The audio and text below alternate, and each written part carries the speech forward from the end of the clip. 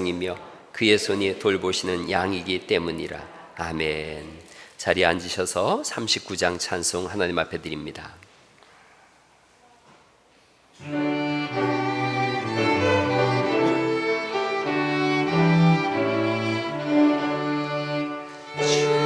은혜를 받으려 모인 성도들, 주 크신 뜻대로 하옵소서.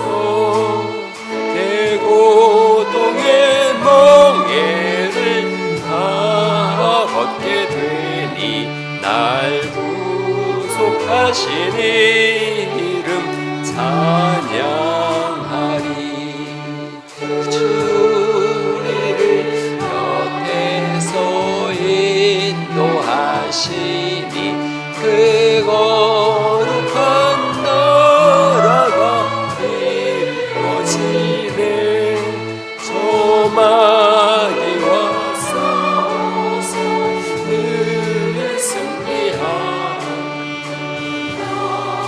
주께 돌려 찬양하리. 주리의 방패와 창검 되시니 나 승리의 주님을 따릅니다. 큰 환난을 나에게 들으시니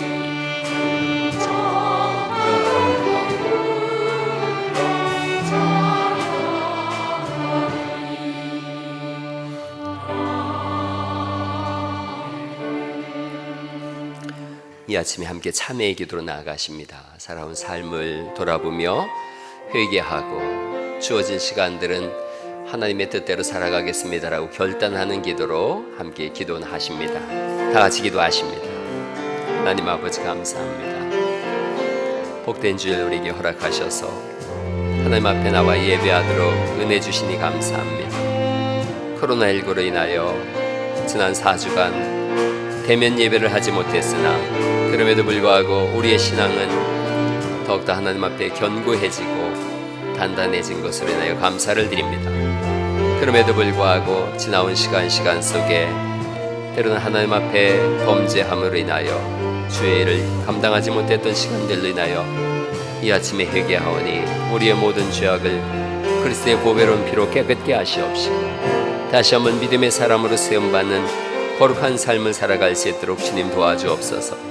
이 아침에 예배할 때에 회개하고 결단하오니 우리의 결단과 결심 속에 하나님 나라가 이루어지게 하시고 주와 동행하는 복을 누리게 하셔서 하나님의 복 주심을 만민이 보게 하시고 믿음의 명가들을 이뤄갈 수 있도록 은혜의 은혜를 덧입혀 주시옵소서. 하나님께서 역사하시고 주장하심을 믿사오며 존귀하신 그리스도 예수님 이름으로 간절히 기도하옵나이다. 아멘. 그리스도 예수 안에 있는 자에게는 결코 정죄함이 없나니 이는 그리스도 예수 안에 있는 생명의 성령의 법이 죄와 사망의 법에서 너를 해방하였습니다. 아멘. 찬송가 200장 부르시고 우리 박정일 집사님 기도하실 텐데요. 코로나19로 인해서 또 마이크를 함께 쓰는 게 좀 쉽지 않은 것 같아요. 그래서 이제 자리에서 마이크를 또 캡을 씌워서 이렇게 합니다. 그러니까 그렇게 하시고 200장 들으시고 기도하실 수 있도록 그렇게 하시죠.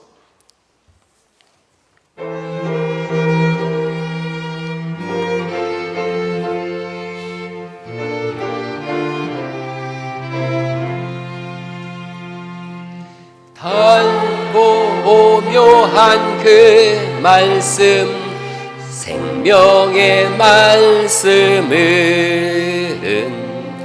귀한 그 말씀 진실로 생명의 말씀이 나의 길과 믿음 밝히 보여주니 아름답고 귀한 말씀 생명샘이로다. 아름답고 귀한 말씀 생명샘이로다. 귀한 주님의 말씀은 내 노래 되도다. 모든 사람을 살리는 생명의 말씀을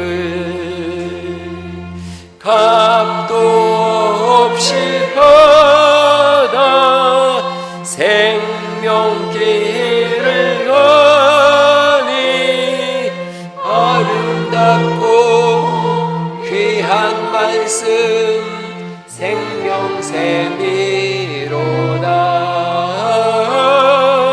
아름답고 귀한 말씀 생명샘이로다. 널리 울리어 퍼지는 생명의 말씀은 마음의 용서와 평안을 골고루 주나니 다만 예수 말씀 듣고 복을 받네. 아름답고 귀한 말씀 생명샘이로다.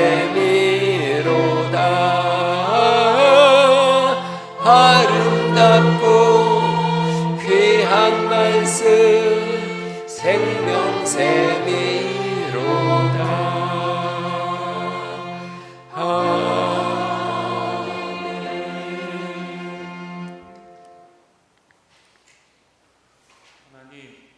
오늘 이 시간 이렇게 함께 모여 감사의 예배를 드립니다. 저희 갈릴리 교회를 은혜로 인도하시사 교우들 모두 건강 안에서 지켜주심에 감사드립니다.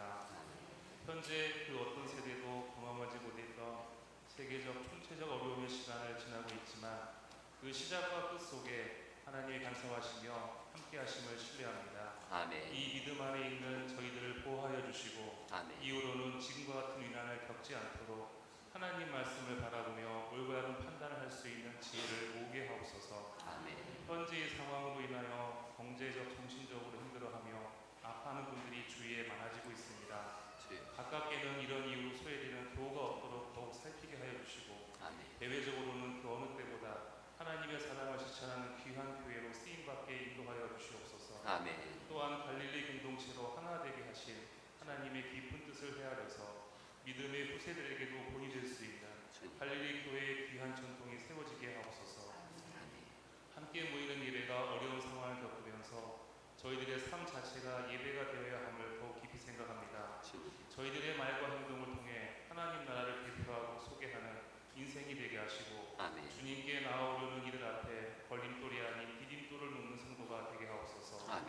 하나님, 오늘 이곳에 말 못할 아픔 속에서 하나님만을 바라보며 온 교우가 있을 수 있습니다.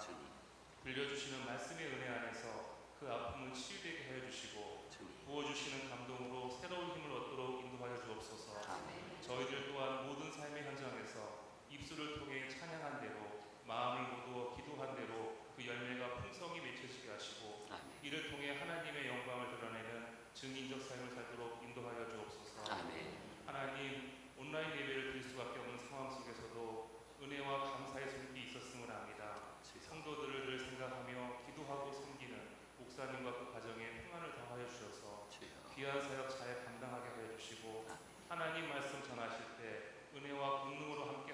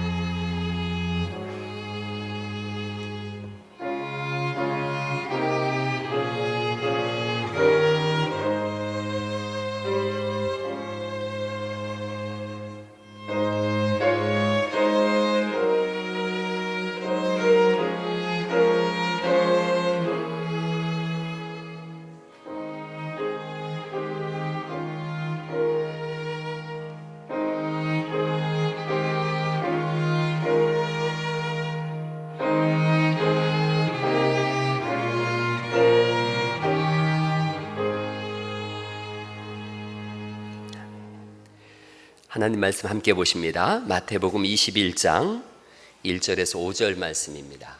마태복음 21장 1절 5절 말씀.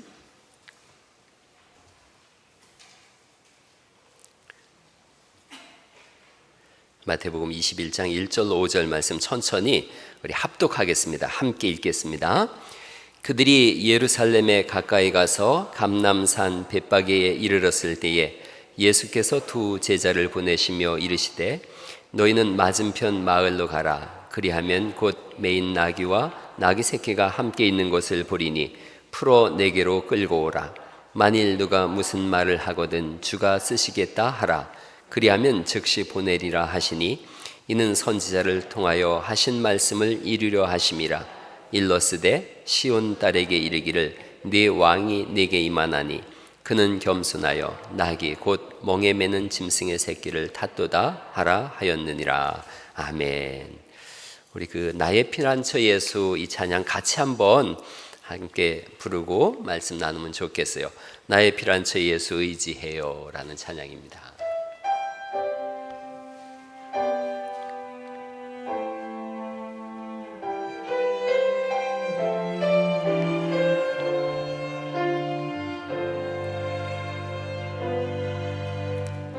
피난처 예수 의지해요. 나의 피난처 예수 의지해요. 나의 가는 길에 거센 바람 몰아쳐와도 나의 피난처 예수 의지해요. 나는 영원히 주님 사랑해요. 주님 사랑해요. 나는 영원히 주님 사랑해요. 세상 어떤 곳도 나의 사랑 끊을 수 없네. 나는 영원히 주님 사랑해요.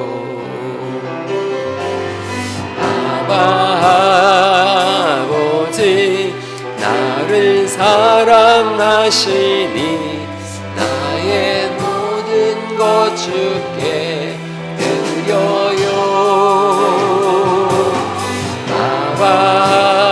아버지 내가 여기 있으니 주님 영광 위하여 써주세요. 아버지 나를 사랑하시니 아버지 나를 사랑하시니 나의 모든 것 주께 드려요. 아버지 내가 여기 주님 교회 위하여 아버지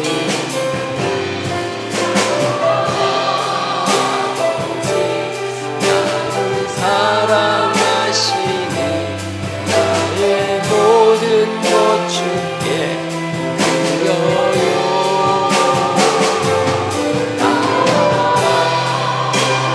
아버지 내가 여기 주님 나라 위하여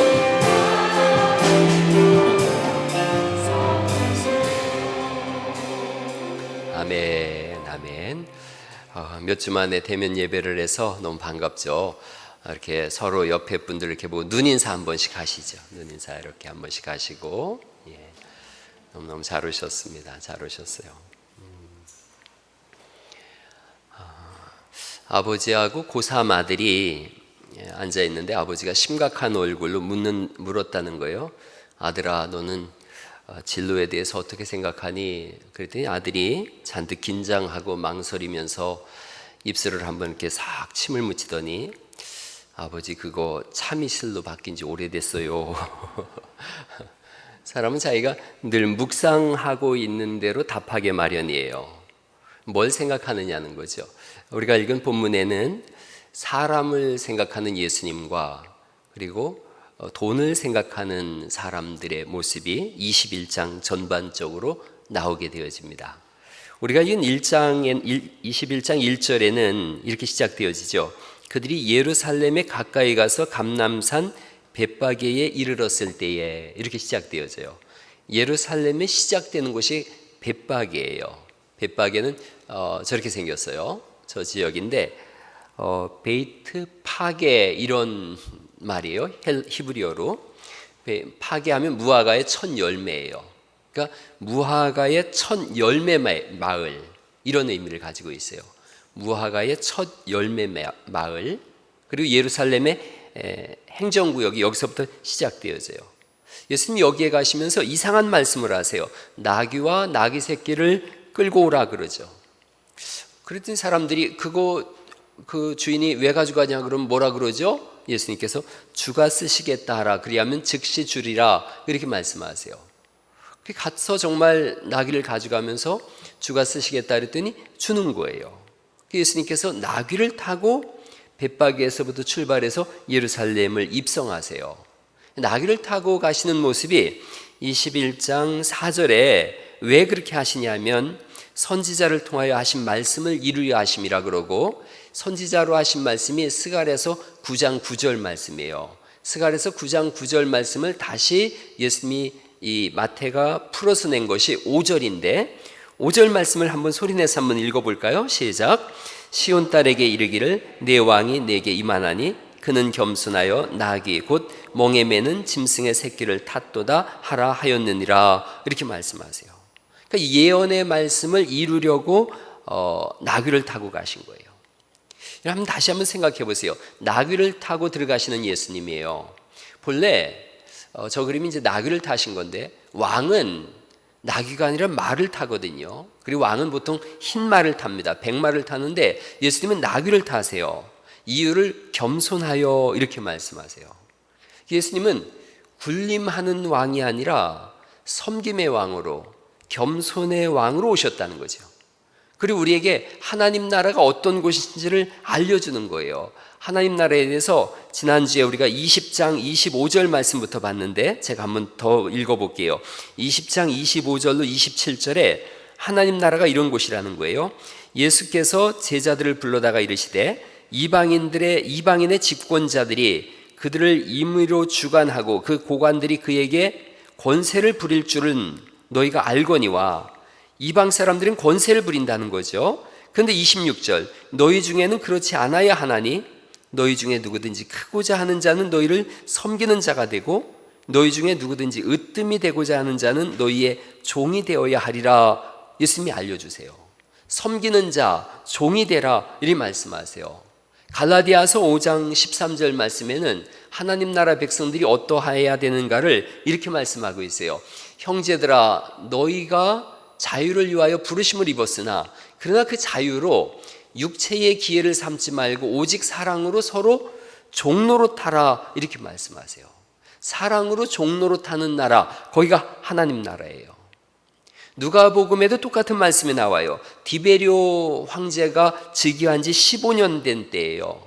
황제가 즉위하고 본디오 빌라도가 유대 총독이 되고 헤롯 왕, 빌립, 루사니아 이런 사람들이 분봉왕이 됐어요.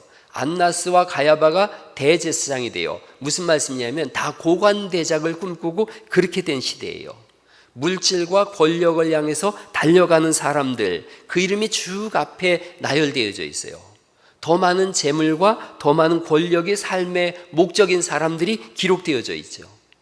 그런데 그 다음에 세례 요한이 3장 11절에 전혀 다른 얘기를 해요. 앞에는 물질과 권력을 향해서 달려나가는 사람들의 이름이 기록되어져 있고, 누가복음 3장 11절에부터 이렇게 돼 있어요. 옷 두 벌 있는 자는 옷 없는 자에게 나눠주래요. 먹을 것이 있는 자도 그렇게 할 것이라 그러고, 세리들도 부과된 것 외에는 거두지 마라. 또 군인들도 사람에게서 강탈하지 말며 거짓으로 고발하지 말고 받는 급료로 족한 줄을 알라, 이렇게 말씀하세요. 군림하고 통치하고 지배하고 짓밟으려고 하는 시대 속에서 예수님은 전혀 다른 삶을 요구하세요. 잔치를 베풀려면 고관대작 초대하지 말고 가난한 사람들, 몸 불편한 사람들, 저는 사람들, 안 못 부는 사람들을 초대해라 이렇게 말씀하세요. 제가 2주 전에 아비투스라고 하는 책을 읽었어요. 아비투스의 내용은 이런 거예요. 어떻게 하면 최상층의 삶을 살 수 있는가? 최상층에 올라가는 방법을 써놨더라고요. 이렇게 써놨어요. 최상층에 올라가려면 노는 물이 달라야 된대요.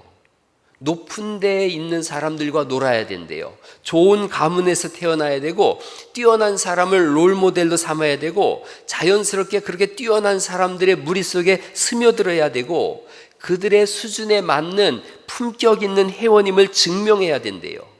그러면 최상층에 올라갈 수 있대요. 여러분, 그런데 우리가 읽은 마태복음 19장에 그렇게 해서 최상층에 올라간 부자 청년이 있어요.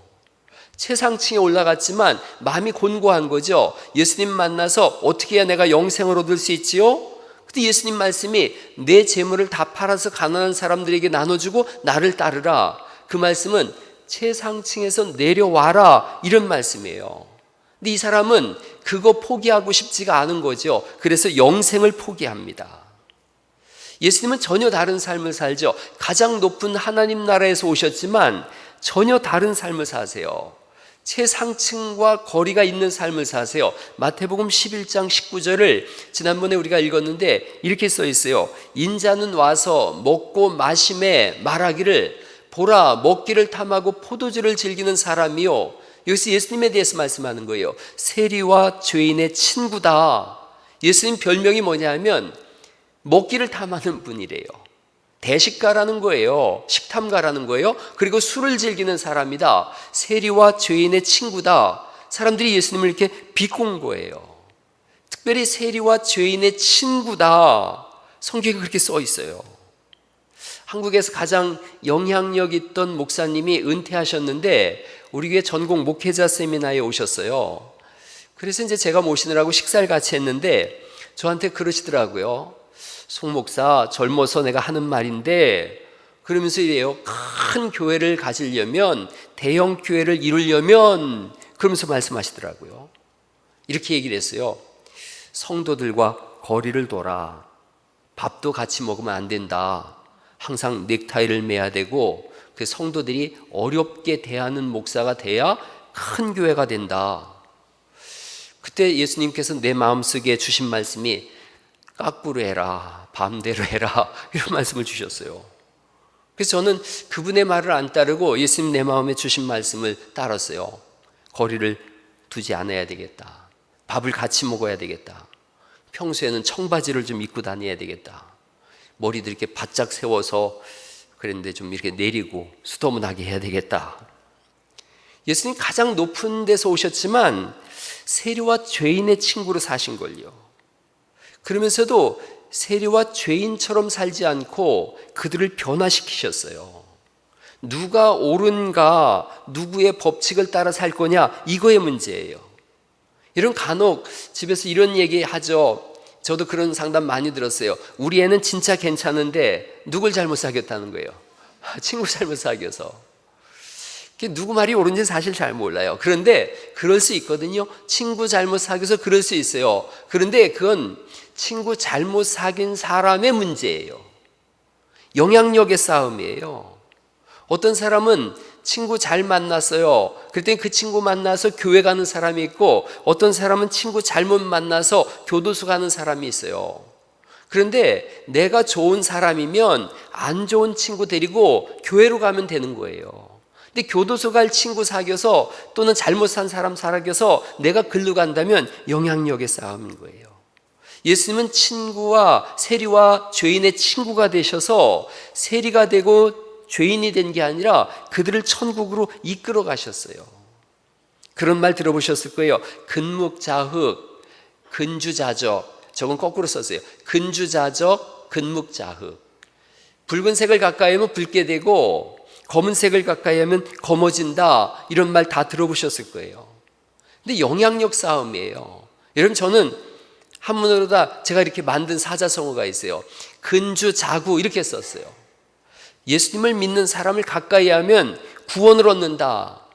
그 싸움을 해야 되지 않겠어요? 우리가 선한 영향력을 끼쳐서 세리일지라도 죄인일지라도 그가 하나님께로 올 수 있는 그런 삶을 우리가 살아가야 될 줄 믿습니다. 근데 우리가 자꾸 세상을 동경해요. 세상의 부유함, 세상의 권력, 이걸 자꾸 동경하고 거기로 나아가려고 그래요. 미국에는 엄청난 대형 교회들이 있어요. 근데 대형 교회 사람들이 물밀듯 빠져나가고 있어요. 이들이 전하는 메시지의 내용이 성공, 성장, 긍정 이런 얘기를 해요. 대부분의 지성인들이 불교로 갔다 그래요. 또 명상 쪽으로 건너갔다 그래요. 우리나라의 개신교인들도 전에는 캐톨릭에서 개신교로 넘어온 사람들이 많았는데 지금은 개신교에서 캐톨릭으로 넘어간대요. 전에 이재철 목사님이 쓴 사명자반이라고 하는 책을 한번 읽어봤어요. 그랬더니 그 내용을 이코노미스트 기자가 집중 인터뷰 취재했더라고요. 왜 개신교에서 캐톨릭으로 넘어가나? 두 가지 때문이래요. 캐톨릭에는 개신교에 없는 게 있대요. 뭐냐 하면 명품성과 접근성이래요. 여러분, 개신교에는 명품성이 없대요. 개신교는 엄숙한 느낌을 주는 성당 구조, 경건한 미사, 2000년 동안 내려온 어떤 캐톨릭만의 어떤 명품성 같은 게 있다는 거예요. 그리고 쉽게 접근할 수 있는 접근성도 있대요. 근데 교회는 문턱이 너무 높대요. 교회 들어오면 어서 오세요, 사랑해요, 친절을 베푸는 것 같지만 왠지 자꾸 거리를 두는 것 같다는 거예요. 수준을 따지는 것 같아서 접근성이 어렵대요. 대부분의 개신교 행사를 보면, 교회 행사를 보면 집회는 너무 요란스러워서 속빈 깡통처럼 보인대요. 너무 가벼워 보인대요. 교회 안에 들어왔는데 너무 세상적인 냄새로 가득하대요. 진리가 아닌 세상 이야기로 가득하다는 거예요. 캐톨릭을 갔더니 똑같은 이야기를 반복하지만 어떤 성경의 내용을 자꾸 반복하고 있거든요. 그러니까 명품성이 있는 것 같더래요. 그래서 건너간대요. 요즘 미국에서 한참 붐을 일으키는 게 티베트 불교예요. 서양 사람들의 관심의 대상이 됐어요. 티베트 지도자가, 불교 지도자가 달라이 라마예요. 가장 주목받는 인물 가운데 하나예요. 미국에서 티베트 이 달라이 라마가 공연을 했는데 저렇게 생겼어요. 달라이 라마 저렇게 강연을 하는데 5만 명이 모였어요. 여러분, 이 사람은 조직도 없는데 5만 명이 모여서 그 말 듣겠다 그러고, 이 사람 트위터 하는데 팔로워만 100만 명이 넘어요. 왜 따라하는가 물어봤더니 뭔지 모르지만 뭔가 있어 보인대요. 청빈해 보이고 도덕적으로 보이고 뭔가 비밀스러운 게 있는 것 같다는 거예요. 사람들은 영적인 목마름이 있어요. 외면은 부유한데 내면은 너무 피폐해져 있는 걸요. 교회에 왔더니 너무 가벼운 거예요. 교회가 진리가 전파되질 않는 거예요. 교회 문화에 해이를 느끼는 거죠. 가만히 들어보면 무슨 교회 안에서 긍정의 힘 이런 걸 얘기하고 있고 성공 강좌를 얘기하고 있어요. 최상층에 오르는 10가지 방법 이런 걸 얘기하고 있는 걸요. 교회가 영적 욕구를, 영적인 필요를 채워주지 못해요. 하나님 말씀이라 그래서 들어봤는데 하나님 말씀 같지가 않은 거예요. 1970년대에 한국 교회가 급성장했습니다. 그때 70년대, 80년대 급성장할 때에 한국 교회의 성경 구절은 딱 하나였어요. 요한 3서 1장 2절 사랑하는 자여 내 영혼이 잘됨같이 내가 범사에 잘되고 강건하기를 내가 간구하노라. 그래서 육신이 잘됨같이 범사에 잘되고 부자되고 건강하고 자식들이 복을 받아서 더 큰 건물에서 살고 맨날 이런 얘기를 했어요. 이게 틀렸던 건 아니에요. 예수님 당시의 복음은 하나님 나라를 설명할 길이 달리 없으니까 배고프면 먹여주면서 이게 하나님 나라다 이 설명했어요. 예수님이 아프면 고쳐주면서 이게 하나님 나라다, 죽으면 살리셔서 이게 하나님 나라다 이걸 알려주셨어요. 70년대, 80년대 배고픈 시절에 우리가 그렇게 복음을 전했어요. 배고프니까, 너무 가난하니까 예수 믿으면 부자 된다. 틀린 건 아니었어요. 그 당시에 맞는 복음이었죠. 그러나 지금은 다른걸요. 지금은 배불러요. 지금은 좀 외향적으로 다들 잘 살고 있어요. 저도 5살, 6살 때 기억이, 우리 아버지가 소 등에 이렇게 태워가지고 다녔고, 13살, 14살 때 짐바리지 자전거 이거 타고 다녔고요. 20살 때 오토바이, 88 오토바이 타고 다니고, 그리고 또 나이 드니까 이제 승용차를 타고 다니고 비행기도 타보고 그랬어요. 그러니까 시대가 바뀐 거죠. 그런데 시대는 바뀌고 사람들도 그렇게 성장했는데 교회는 여전히 예수 믿으면 복 받는데, 그 복이 뭐냐? 부자 되는 거다, 뭐 좋은 대학 가는 거다, 더 큰 집에 사는 거다. 자꾸 이렇게 얘기하니까 사람들이 이게 아닌데, 90년대 이후에 태어난 아이들의, 이 사람들의 생각은 공정과 정직이래요. 90년대 이후 생들은 공정해야 되고 정직해야 된다. 이게 그들의 가치관인데, 정작 교회 와서 보니까 눈 가리고 아웅하더라는 거죠.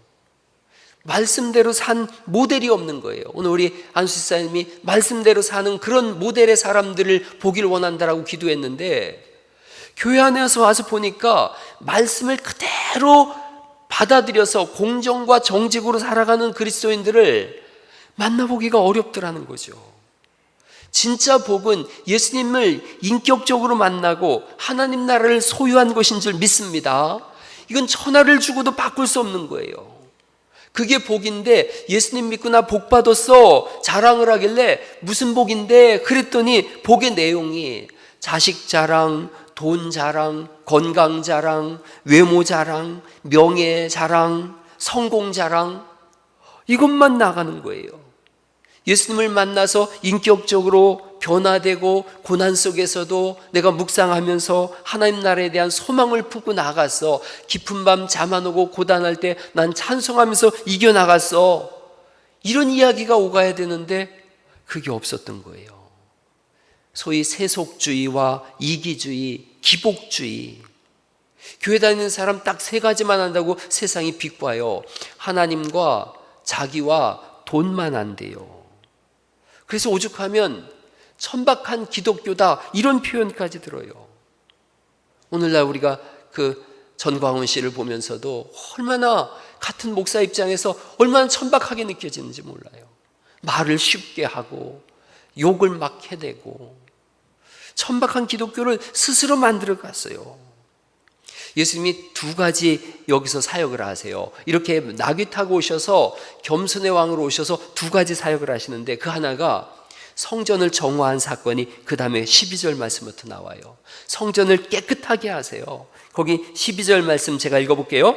예수께서 성전에 들어가사 성전 안에서 매매하는 모든 사람들을 내쫓으시며 돈 바꾸는 사람들의 상과 비둘기 파는 사람들의 의자를 둘러 엎으셨다. 그리고 내 집은 기도하는 집인데 너희가 강도의 소굴을 만들었다.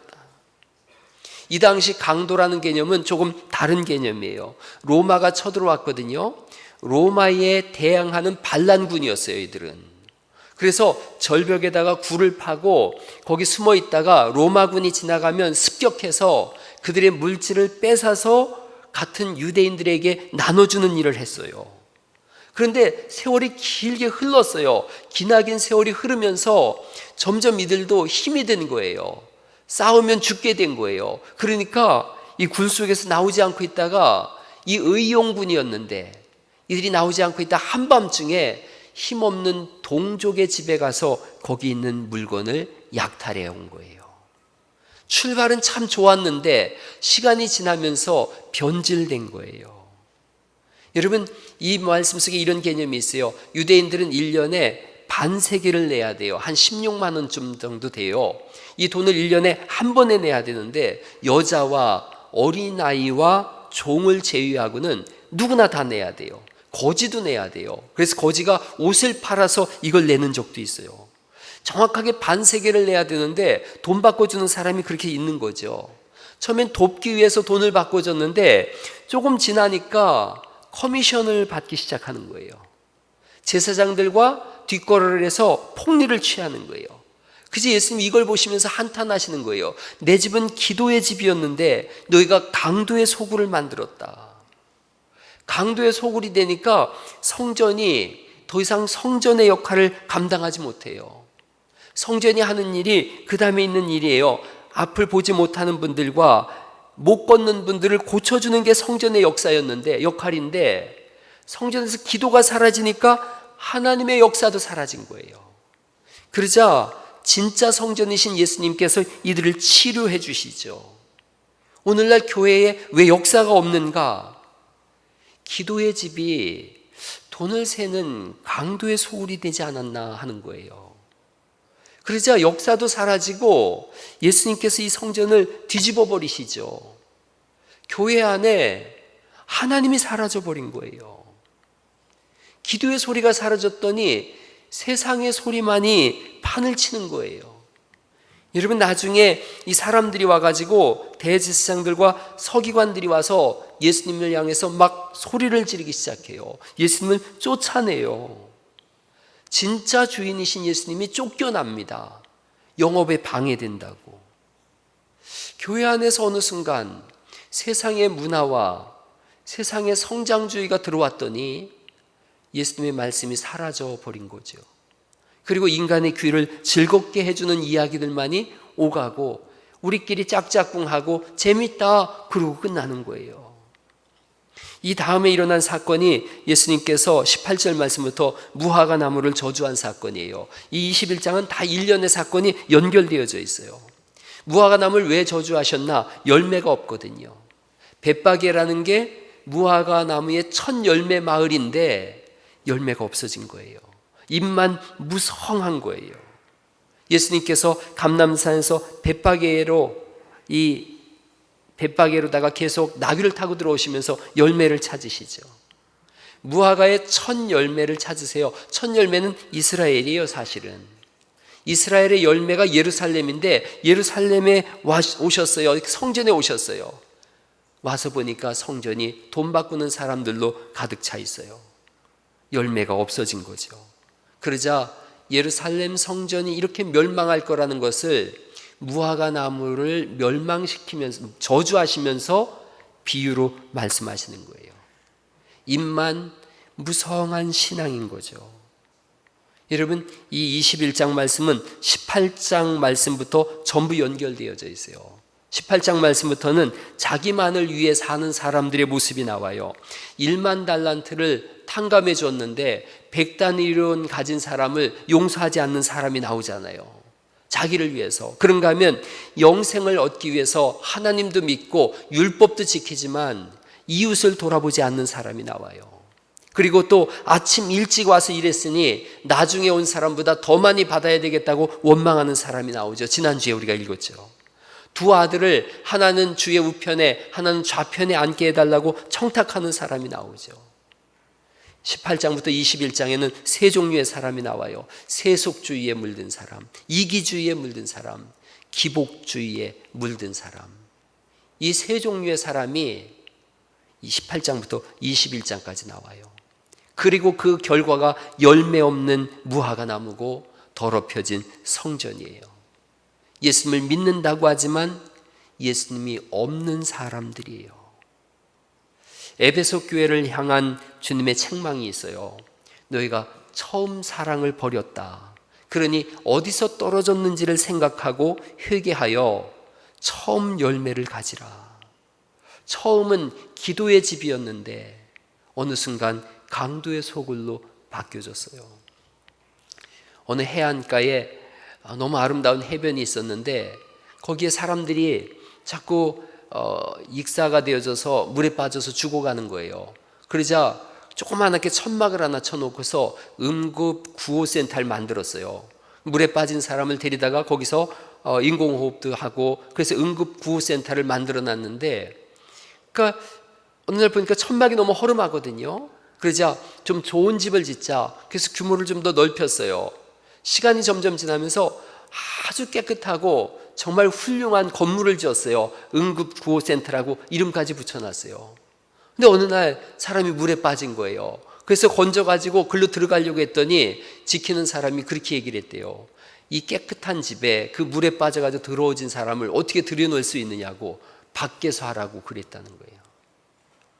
교회가 혹시 그러진 않았나 하는 거예요. 교회는 광야에서 출발했어요. 스데반 집사님이 광야 교회라 그랬거든요. 광야는 건물도 없었어요. 아무것도 없었어요.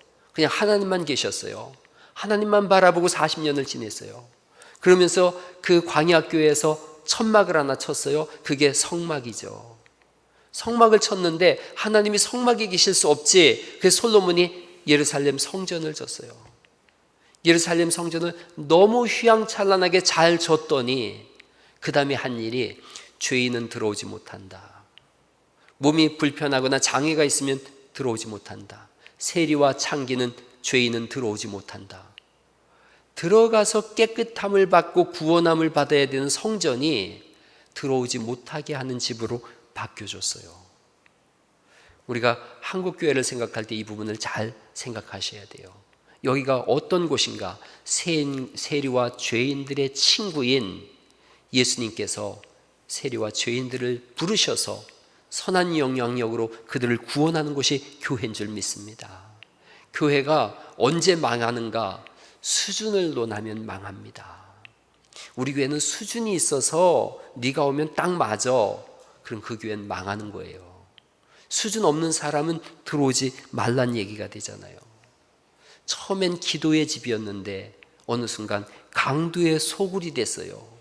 그래서 코로나19를 통하여 하나님은 교회의 문을 막으셨는지 몰라요. 내 영광이 여기 있어야 되는데 너희가 강도의 소굴을 만들어서 오히려 내 영광을 너희가 회파하고 있다. 더 이상 우양의 기름과 소의 그 고기와 이런 것들을 가져오지 마라. 내 집안에서 냄새가 나서 내가 견딜 수가 없다. 너희가 들어온다고 하는데 내 문턱만 밟고 있다. 그래서 하나님이 문을 닫으시고 자정의 시간을 우리에게 주시는지 몰라요. 그래서 대면 예배가 중요한지 비대면 예배가 중요한지가 아니라 대면일 때도 비대면일 때도 내가 정말 강도의 소굴이 되어 있는 건 아닌가, 내가 기도의 소굴이 되어야 되지 않나, 이걸 고민해야 되죠. 코로나19로 인해서 한국교회가 민낯이 드러났어요.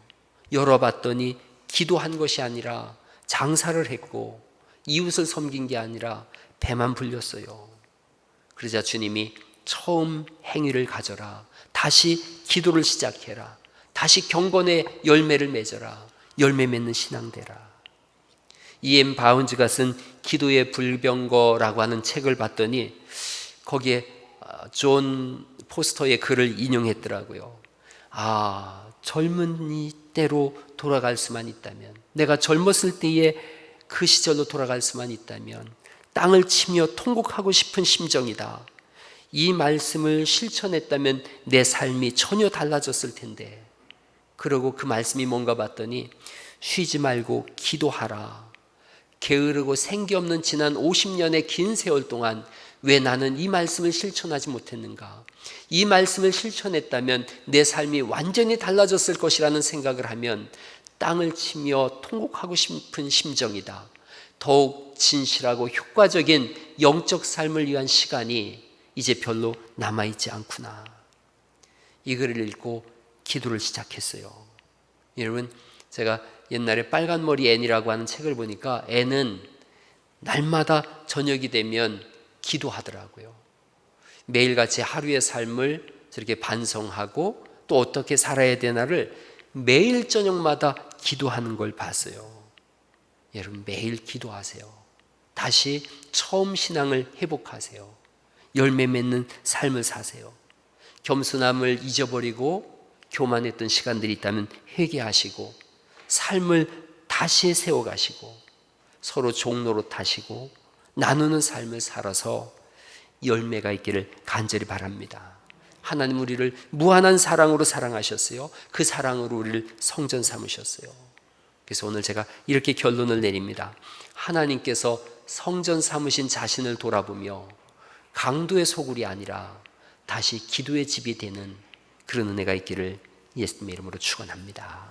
우리 그럼에도 불구하고라는 찬양 함께 하나님 앞에서 드리고 싶어서 우리 같이 기도하는 시간 갖겠습니다. 마음속에 어려움이 있을 때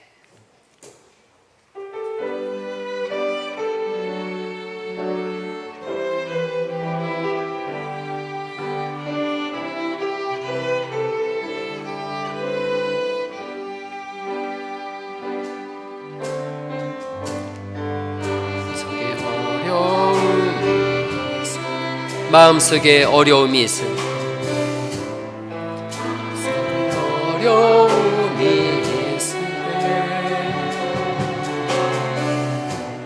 마음속에 어려움이 있을 때 주님 내게 먼저 오사 내 마음을 만지고 주님 앞에 나올 수 없을 때 주님 앞에 나올 수 없을 때